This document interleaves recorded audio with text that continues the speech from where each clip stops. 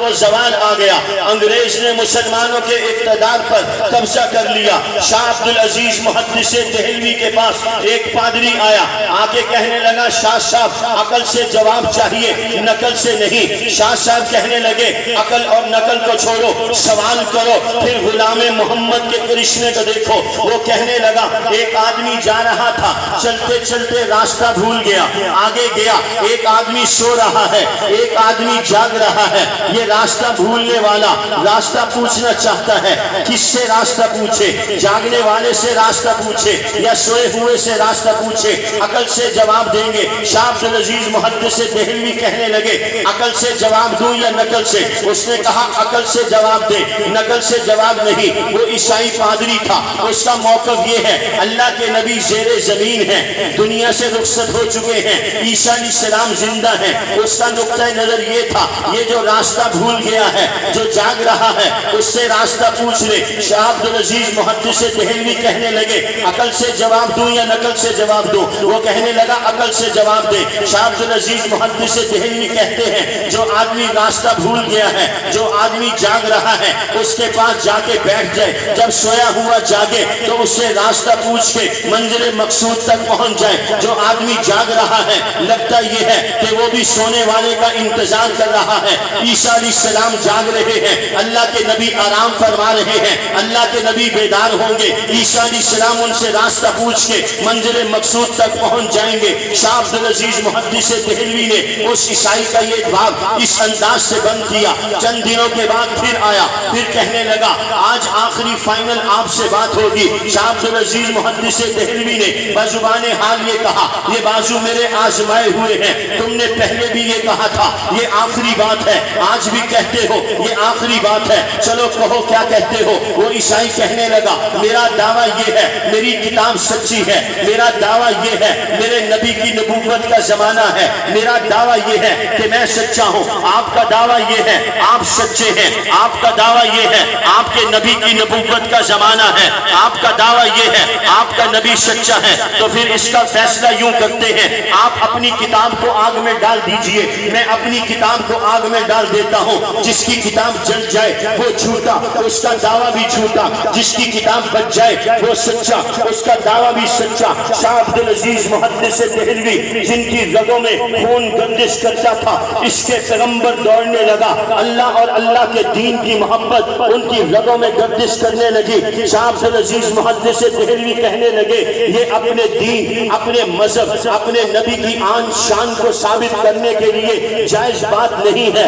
یوں کرتے ہیں تو اپنی کتاب سینے سے لگا، عبدالعزیز اپنی کتاب سینے سے لگاتا ہے، دونوں اکٹھے آگ میں چھلانگ لگاتے ہیں، جو زندہ بچ جائے وہ سچا، جو جل جائے وہ جھوٹا۔ نعرہ تکبیر! وہ پادری میدان مناظرہ سے بھاگ گیا۔ پیر مہر علی شاہ صاحب کے سامنے چند قادیانی ایک مرتبہ پھر آئے، آکے کہنے لگے آج آپ سے آخری بات ہوگی، توجہ کرنا، خدا کی قسم میرے آپ کے ان بزرگوں کے دل و دماغ کی تختی پر اللہ کے نبی کا عشق و محبت، اللہ کے نبی کی ختم نبوت کا اس قدر جنون سوار تھا، جب تک بکے نہ تھے کوئی پوچھتا نہ تھا، انہوں نے خرید کے ہمیں انمول کر دیا۔ پیر مہر علی شاہ صاحب سے کہا ایک اندھا ایک لولا لنگڑا آپ کے سامنے بٹھائیں گے، ایک اندھا ایک لولا لنگڑا مرزا قادیانی کے سامنے بٹھائیں گے، مرزا اس کے حق میں دعا کرے گا، آپ ان کے حق میں دعا کریں گے، جس کی دعا سے اندھا بینا ہو جائے، لولا لنگڑا چلنے لگ جائے وہ سچا، جس کی دعا سے اندھا بینا نہ ہو، جس کی دعا سے لولا لنگڑا نہ چلے وہ جھوٹا۔ پیر مہر علی شاہ صاحب نئے انداز سے ایک مرتبہ پھر عاشق پیغمبر، غلام پیغمبر، شمع رسالت کے دیوانے پروانے بن کے میدان میں اترتے ہیں۔ ان قادیانیوں کو کہتے ہو، ان قادیانیوں سے کہا تم کہتے ہو مرزے کی صداقت کے لیے، دین اسلام کی سچائی کے لیے اندھا بینا ہو جائے، لولا لنگڑا چلنے لگ جائے۔ پیر مہر علی شاہ صاحب کہنے لگے اس اندھے اور لولے لنگڑے کو چھوڑو، ان کی جگہ پر مردے لا کے رکھو۔ مہر علی رب کی رحمت کی پھیری پر ہاتھ رکھ کے نبی کے عشق و محبت کا جام بھر کے ان مردوں کو حکم کرے گا ختم نبوت کے صدقے یہ مردے اٹھے کھڑے ہو جائیں۔ میرے محترم دوستو، داستان عشق و وفا چلتی رہی 1926 سے لے کر 1935 تک ریاست بھاولپور کی عدالت میں مقدمہ چلتا ہے۔ علامہ انور شاہ کشمیری اس مقدمے کے لیے پیش ہوتے ہیں۔ ریاست بھاولپور کی عدالت میں جسٹس محمد اکبر کے سامنے 4 دن علامہ انور شاہ کشمیری نے قرآن و سنت سے ختم نبوت کے عقیدے پر دلائل دیے، مرزا غلام قادیانی کے کفر کو ثابت کیا۔ 5ویں دن جلال الدین شمس جو مرزا غلام قادیانی کا وکیل شفاعی بن کے عدالت میں کھڑا تھا، انور شاہ کشمیری کے بیان پر اس نے جرح کرنی تھی۔ علامہ انور شاہ کشمیری آگے بڑھے، جلال الدین سے کہا، جلال الدین مرزا غلام قادیانی جہنمی تھا۔ جلال الدین نے جرح کرنے سے انکار کر دیا۔